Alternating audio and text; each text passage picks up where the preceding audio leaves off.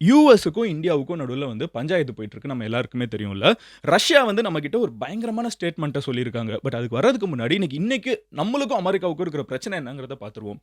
இந்தியாவுக்கும் அமெரிக்காவுக்கும் பிரச்சனை இருக்கிறது ரொம்ப பெரிய விஷயம். பிகாஸ் லாஸ்ட் ஒரு 20 வருஷத்துல 20, 30 வருஷத்துல இந்தியா வந்து அமெரிக்கா கூட பெஸ்ட் ஃப்ரெண்டா மாறிட்டு இருக்குது. அமெரிக்காவும் இந்தியா கூட பெஸ்ட் ஃப்ரெண்டா மாறிட்டு இருக்குது.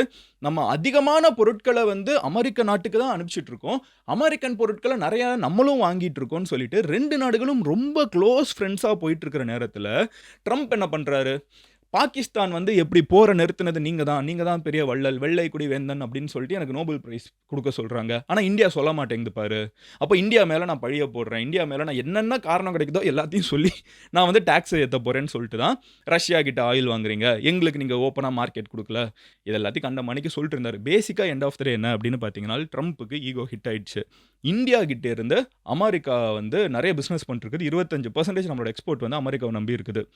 ட்ரம்ப் என்ன சொல்ட்டாருன்னா, இந்த பொருட்கள் அதாவது நம்மளோட டீ ஷர்ட் நம்ம ஊர்ல செய்ற இந்த பூமா, அடிடாஸ் திருப்பூர்ல பேசிக்கா செய்ற டீ ஷர்ட்டா இருக்கட்டும், குஜராத்ல செய்ற ஜுவல்ஸா இருக்கட்டும், அந்த கோல்கொண்டா இந்த சைட்ல இருக்கிற டைமண்ட்ஸா இருக்கட்டும், இது எல்லாமே நம்ம யுஎஸ்‌க்கு நெறைய அனுப்பிச்சுட்டு இருக்கோம். பார்மாசூட்டிக்கல், மோட்டரிங் பார்ட்ஸ் நெறைய மோட்டார் பார்ட்ஸ் எல்லாம் வந்து நம்ம நெறைய இந்த அவங்க ஊர்ல இருக்கிற பெரிய பெரிய அந்த ஃபோர்டு காருக்கெல்லாம் வந்து டெஸ்லா காருக்கெல்லாம் கூட வந்து லோக்கல் குட்டி குட்டி பார்ட்ஸ்லாம் வந்து இந்தியால இருந்து போற நட்டு, போல்ட்லாம் நம்ம அனுப்பிச்சுட்டு இருக்கோம். இப்போ இந்த பார்ட்ஸ் எல்லாம் வந்து போகுதுன்னா வெறுமனே பார்ட்ஸ், மருந்து, ஜுவல்ஸ் மட்டும் கிடையாது. இது எல்லாமே வந்து பல கோடி இருக்கக்கூடிய பிசினஸ் இந்தியால. அதனால வந்து கோடிக்கணக்கான மக்களுக்கு வந்து வேலைவாய்ப்பு கிடைச்சிட்டு இருக்குது. கரெக்ட்டா? இன்டைரக்ட்டாவும், டைரக்ட்டாவும் கோடிக்கணக்கான மக்களுக்கு வேலைவாய்ப்பு கிடைச்சிட்டு இருக்குது.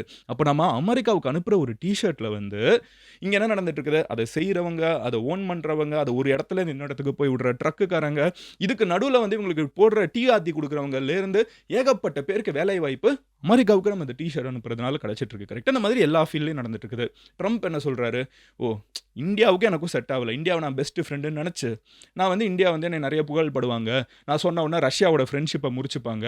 நான் சொல்றதுக்கெல்லாம் சலாம் போடுவாங்கன்னு நெனச்சேன். ஆனா இந்தியா சலாம் போடல. அப்ப இந்தியா மேல டாக்ஸ் ஏத்து. இந்தியா மேல டாக்ஸ் ஏத்துறதுனால என்னாகும்? இந்த சாதாரண மக்கள், பொதுமக்கள் வந்து டைரக்ட்டா பாதிக்கப்படுவாங்க. வேலைவாய்ப்பு கட் ஆகும். அப்போ இந்தியா வந்து நம்ம சொல்றத கேட்டு தான ஆகணுங்கிற ஒரு வக்கரமான பிளான போட்டு தான் நம்ம மேல 50% டாக்ஸ் ஆல்ரெடி 25% டாக்ஸ் இன்னொரு ஒரு 25% டாக்ஸ் வர 27ல இருந்து ஓகேவா? இன்னும் 4 நாள் தான் இருக்குது. இன்னைக்கு ஆல்மோஸ்ட் முடிஞ்சிருச்சு. ஸோ 24, 25, 26 3 நாள் தான் இருக்குது. 27ஆம் தேதி 12 மணிக்கு டாக்ஸ் விழ ஆரம்பிச்சுரும். ஸோ இது எல்லாத்தையுமே போட்டிருக்காங்க. ஓகேவா? மொத்தமா 50% டாக்ஸ். கம்பேரிசனுக்கு சொல்றேன். பாகிஸ்தான் யாரு?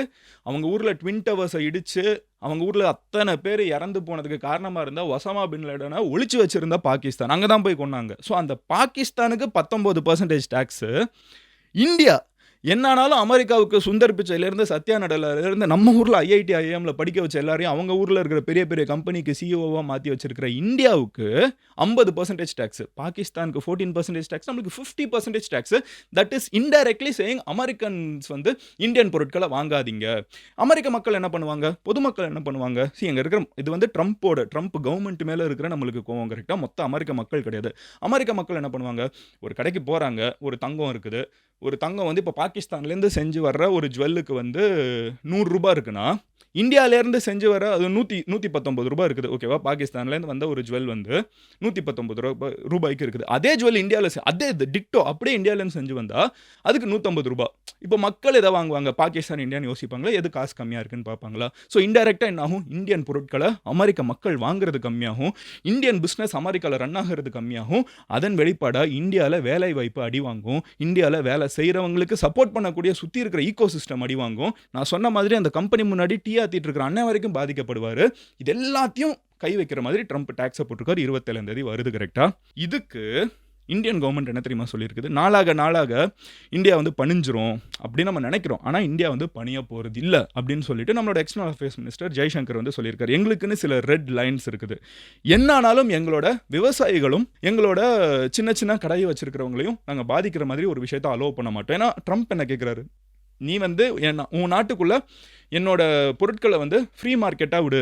இந்தியால இருக்கிற விவசாயிங்களுக்கு காம்படிஷனா அமெரிக்கன் விவசாயிகள இறக்கி விடு அப்படிங்கிறாரு. நம்ம இந்தியன் விவசாயி யாரு? ஒரு பழைய வயசான ஒரு தாத்தா, ஒரு சின்ன ஒரு 10 சென்ட் இடத்துல வந்து கொஞ்சோண்டு தக்காளிய போட்டு, அத விளைய வச்சு அதில காசு பாத்துற மாட்டோமான்னு ஏங்குற ஒருத்தர வந்து, அமெரிக்கால இருக்கக்கூடிய மிகப்பெரிய பண முதலைகள் hectares and hectares of acre கூட இல்ல. Hectares and hectares of land வச்சிருக்கக்கூடிய மிகப்பெரிய ஏஐ அட்வான்ஸ்டான டெக்னாலஜி, ஆர்ட்டிஃபிஷியலி மேனிபுலேட்டட் சீட்ஸ் இது எல்லாத்தையும் வச்சிருக்கிற அந்த பண முதலைகளோட இந்த தாத்தாவ மோத விடு அப்படின்னு சொல்லிட்டு ட்ரம்ப் சொல்றாரு. இந்தியா முடியாதுங்கிறாங்க. அதனால தான் இந்த டாக்ஸ இன்னும் ஏத்துவோம்னு சொல்லிட்டு இருக்காங்க.